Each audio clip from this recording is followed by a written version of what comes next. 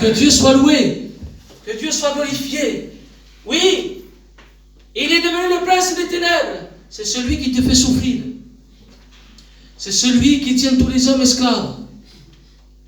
C'est celui qui tient les hommes avec des chaînes. Il les fait aller là où il veut. C'est lui. Il est appelé le prince de ce monde. Parce que voyez-vous, il faut bien connaître la personne qu'on a en face. Ce n'est pas n'importe qui non plus. La Bible dit, ne sous-estimez pas votre adversaire, le diable. Il ne vient pas pour te faire des cadeaux. Il ne veut pas que tu te convertisses. Il ne veut pas que tu sois heureux. Aujourd'hui, c'est rare quelqu'un d'heureux. Quelqu'un dans la joie, c'est rare. Oh, pas la joie qu'on connaît du monde. Ça dure un moment. Ensuite, qu'on n'a plus de sous, c'est fini. Je ne veux pas de cette joie. Et bien lui, il essaye, il t'entraîne sans que tu t'aperçoives. Tout ce qu'il touche, il le déforme. Il le met en cendre. Oui. Mais je bénis la grâce de Dieu. Amen. Vous savez pourquoi, les frères? Amen. Je suis simple lorsque je parle. Je ne veux pas compliquer. Vous savez, il y a quelqu'un que c'est lui, il vient avec ses chaînes pour te rendre malheureux, pour te ramener à l'enfer, parce que lui veut amener tout le monde à l'enfer. Il y va direct, lui. Il y va à tête baissée. Il ne peut pas rentrer dans le ciel, c'est fini. Donc comme lui ne peut pas rentrer, il ne veut pas que toi tu y ailles. Il ne veut pas que ton foyer y aille. Il ne veut pas que tes enfants y aillent non plus. Il va faire tout pour que tu ne rentres pas. Mais je bénis la grâce de Dieu. Parce que la Bible dit, Jésus est apparu. Pour faire quoi? Pour dire je suis Jésus simplement? Non, il est apparu pour détruire les œuvres du diable. Amen. Est-ce que vous le croyez ce soir? Amen. Que Dieu soit béni. Amen. La Bible dit là, un jour il y avait un homme qui était possédé. Il était possédé cet homme. La Bible dit dans l'évangile de Marc, chapitre 5 et verset 2. Il y avait un homme qui était possédé. La ville c'était Gadara. C'était là où il était. Et il vivait, lui le monsieur, il ne vivait pas dans sa maison. Quand je l'ai lu chez moi, je me suis effrayé. Je l'ai entendu cette prédication. Mais lorsque je l'ai lu, j'ai senti vraiment cette misère qui passait cet homme. Sa maison, les frères. Il vivait dans les sépulcres. C'était des grandes cavernes qu'on creusait. C'était sa maison. En voulant dire, pour les hommes, cet homme était mort. Parce que sa maison, c'était des sépulcres. Aux yeux de tout le monde, cet homme était considéré comme mort. Voilà sa situation, cet homme. Oui, il vivait dans les sépulcres. Et voyez-vous, ce soir, lorsqu'on est angoissé, lorsqu'on est en dépression, parce qu'aujourd'hui, on ne touche que de ça. Il y a des angoisses, pensées de suicide. Il y a tout ça. On entend que ça. Jamais on a entendu, mais on entend que ça maintenant. Écoutez bien. Cet homme, les gens, vous savez ce qu'il faisait? Pour lui donner une solution, on a enchaîné. Et nous, ce qu'on fait quand on a des angoisses, on va voir le docteur. Ah, docteur! J'ai besoin de ça. J'ai besoin des isolis. J'ai besoin de ça. J'ai besoin de ça. Il te fait une ordonnance comme ça. Au lieu, parce que les hommes, malheureusement, il y en a tous qui ne connaissent pas Jésus. Au lieu de dire la solution c'est Jésus, eux, ils te font une belle ordonnance, mais en réalité, ce sont des chaînes qu'ils te mettent. Comme cet homme, il était enchaîné. Les hommes, la solution, nous ne te la donneront jamais, parce qu'ils n'en ont pas eux-mêmes. Donc, au lieu de t'en donner, ils vont te mettre encore plus de charges, plus de chaînes, plus de problèmes, et jamais tu pourras t'en sortir. Tu vas t'enfoncer petit à petit avec tes cachets. Tu vas t'enfoncer avec ton alcool. Parce que l'homme, le secours de l'homme n'est que vanité. Mais je rends gloire à Dieu. Amen. Parce que ce soir Jésus est là. Amen. Parce que Jésus veut te sauver. Amen. Parce que Jésus, lui, il sait tes chaînes, il les connaît. Moi, je ne les vois pas. Mais il y a des chaînes qui te tiennent lié. Comme cet homme, il était enchaîné. La Bible dit qu'il se meurtrissier. Mais je ne comprends pas, un homme se meurtrir, c'est impossible. Se faire du mal. Les autres, on peut faire du mal, mais à nous, jamais. Normalement, c'est comme ça. Cet homme, la Bible dit, il se meurtrissier avec des pierres. La vie que tu mènes, tu fais pareil que cet homme. Tu crois en prendre quelque chose, que ça va s'arranger, que ton foyer va aller mieux. Tu vois que en faisant la vie que tu mènes, tu es en train de te faire du mal comme cet homme. C'est les pierres du monde, les pierres de la drogue, les pierres de l'incrédulité. Mais, comme j'ai dit tout à l'heure, tu n'es pas tout seul. Amen. Tu as la possibilité de te sauver. Amen. Tu as la possibilité d'être heureux. Ce n'est pas ton argent qui va te rendre heureux. Il en faut. Il en faut même beaucoup. Mais ce n'est pas ça qui va t'ouvrir la porte du ciel. Ceux qui vont t'ouvrir la porte du ciel, c'est la repentance. Amen. C'est de reconnaître ce que tu es devant Dieu. Aujourd'hui, on fait des belles prières. Mais on n'avoue pas à Dieu ce qu'on est vraiment.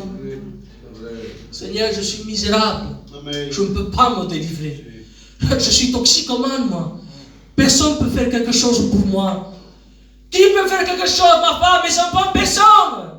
Mais je t'annonce l'évangile. Amen. Je t'annonce le Christ. Alléluia. Je t'annonce un Jésus qui est vivant. Il t'aime, le Seigneur. Amen. Il n'est pas indifférent à tes problèmes. Il prend cas de toi.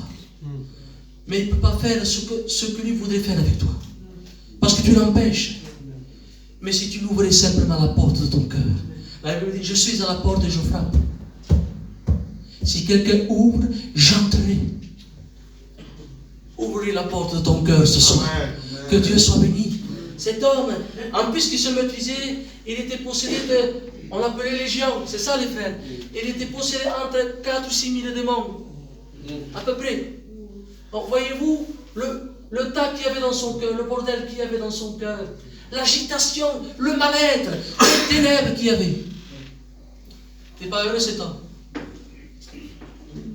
Mais un jour, ces démons-là ont eu affaire à quelqu'un d'extraordinaire. Amen. Jésus est arrivé à cet endroit. Et lorsque Jésus passe à un endroit, il se passe toujours quelque chose. Amen. Il change la situation. S'il y a les peurs, il change, il met la joie. S'il y a les ténèbres, il vient avec sa lumière. Amen. Il est la lumière du monde. C'est la lumière qui te manque, pas la lumière du plafond de la maison. Tu as besoin de la lumière de Jésus. Amen. Dans ta vie, dans ton foyer. Que Dieu soit béni. Amen. Cet homme, ça faisait longtemps peut-être qu'il était dans cette situation comme toi. Mais Jésus est venu et il n'a pas regardé et dit tant mieux ce qui t'arrive. Parce qu'il y a des personnes qui se frottent les mains bien souvent. C'est des mauvaises personnes, tant mieux pour lui ce qui arrive. Mais Jésus ne parle pas comme nous. Parce que Jésus le voit, il est dans son cœur, il est touché. Parce qu'il voyait Jérusalem, le texte dit Jésus pleura. Ah oui, Jésus pleure. Il attend que tu lui donnes ton cœur. Il ne veut pas ton argent. Il ne veut pas ta belle situation. Lui, ce qu'il veut, il veut ton cœur. Donne-lui ta misère au Seigneur. Ce qui te fait souffrir. Ce qui t'empêche de te donner ton cœur. Donne-lui au Seigneur. Seigneur, je n'arrive pas à me convertir. Touche-moi. Touche mon cœur, Seigneur. Cet homme a eu un contact. Ce que Satan a déformé. Ce que Satan a venu mettre le chaos. Il a mis les ténèbres. Jésus est venu à restaurer. Comme le livre de la Genèse. Il y avait le chaos. Il y avait le bouleversement. Tout était chamboulé. Mais Dieu est venu restaurer la terre. Et ce soir, Dieu veut te restaurer. Amen. Dieu veut changer ton cœur ce soir. La Bible dit, j'ôterai ce cœur de pierre. Un cœur de pierre, ça n'aime pas. C'est insensible. On dit souvent, cet homme a un cœur de pierre. Mais Jésus veut prendre ce cœur qui est mauvais, qui a des mauvaises pensées. Il veut l'enlever. Oui, cœur ouvert. Il veut mettre un cœur de chair. Amen. Que Dieu soit béni. Il veut un cœur pour aimer Dieu, un cœur plein de joie. Qu'est-ce qui te manque ce soir? Que te manque? Qu'est-ce que tu es venu chercher ce soir? Un pasteur? Tu vas partir de la même manière. Mais si tu es venu chercher Jésus, il se fera un plaisir de changer ta vie. Amen. de toucher ton cœur. Et la Bible dit, et je terminerai, la Bible dit ceci, que cet homme, je n'ai pas tout marqué, je dis ce que Dieu a mis dans mon cœur. Amen. Cet homme, la Bible dit, lorsque Jésus est allé, il n'a pas imposé les mains, parce qu'on impose les mains aux malades, par les personnes qui sont possédées. On les chasse, parce que Jésus, Dieu nous a donné un esprit d'autorité, un esprit de puissance. Et dans le nom de Jésus, les démons fuient. Parce que ce n'est pas nous, mais parce qu'il y a Jésus en nous. Que Dieu soit béni. Et Jésus s'est rencontré à cet homme. Cet homme, ça faisait des années peut-être qu'il était dans la misère. Son foyer l'avait quitté peut-être. Ses enfants avaient peur de lui. Il devait avoir des enfants. Lorsqu'il fait la rencontre merveilleuse, Satan est venu, il a froissé, il a brisé, tout détruit. Mais Jésus est venu, il l'a reconstruit. Amen. Il a donné de la valeur. Il a parlé. Personne n'y parlait, mais lui parlait. Ça faisait longtemps qu'il n'avait pas de contact. Mais lui n'a pas tourné la tête. Les hommes font comme ça, lorsqu'il y a un problème, ils tournent la tête. Les amis, il y en a lorsqu'il y a de l'argent. Lorsque le porte-monnaie, il n'y a plus d'argent, ils n'y sont plus. Mais Jésus est fidèle. Il est fidèle lorsque tu pleures. Il est fidèle lorsque tu es malade. Il est fidèle lorsque tout va bien. Et cet homme a rencontré Jésus. Quelle rencontre extraordinaire. Je t'invite à faire cette rencontre avec Dieu. Cet homme, la Bible dit que Jésus est là, menaçant. Et les démons qui étaient dans cet homme se sont mis dans les pourceaux parce qu'ils ont demandé la permission au Seigneur. Même ne pouvaient pas le faire. Ils ont demandé au Seigneur. Et cet homme, la Bible dit, il fut assis, vêtu et dans son bon sens. Amen. Si tu n'as pas de Jésus, tu n'as pas de direction. Si tu n'as pas de Jésus, tu ne sais pas où aller. Tu es troublé, tu es agité. Viens te reposer à Jésus. Amen. La Bible dira, venez à moi. J'ai terminé. Les frères vont toucher une mélodie. Jésus dira cette merveilleuse parole. Retiens que cette parole. Allez. Il fait un appel. Il dit, venez à moi. Qui est riche? Non. Bien sûr aussi. Pareil. Parce que Dieu ne fait exception de personne. On va faire quelque chose. Tu vas fermer tes yeux. On va baisser la tête. Moi j'ai fini. Mais je vais te laisser cette parole dans ton cœur. Il dit là, venez à moi. Pas un prophète. Pas un pasteur d'Espagne. Pas à moi. Mais à Jésus. Vous tous, c'est vous qui êtes fatigués, qui êtes cherchés. Je vous donnerai du repos. Tu as besoin, tu es fatigué. Tu es fatigué de faire la vie que tu mènes. Viens te reposer à Jésus. Amen. Tu peux te reposer sur l'épaule de Jésus. Il y a de la place pour toi, mon ami. Toi, peut-être que tu dis, jamais je m'en sortirai. Qui me comprend? Qui voit ma maison? Je fais voir à tout le monde que tout va bien. Mais en réalité, tout va mal. Viens sur l'épaule de Jésus. Viens te reposer sur lui. Tu verras ta vie transformée. Demande-lui pardon au Seigneur. Reconnais ta misère. Seigneur, jusqu'à présent, j'étais rebelle. Je t'ai tourné le dos. J'ai écouté, mais je n'ai pas pris de décision. Seigneur, je reconnais mon état. J'étais peut-être comme cet homme que personne ne voulait, qu'il a enchaîné, qu'on l'isolait. Seigneur, je viens devant toi. Que Dieu soit béni. Alléluia. Je vais laisser la place au serviteur. Moi, j'ai terminé.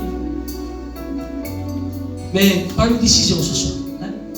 Prends une décision. Amen. Jésus t'aime. Alléluia. Jésus t'aime. Touche les cœurs. Jésus t'aime.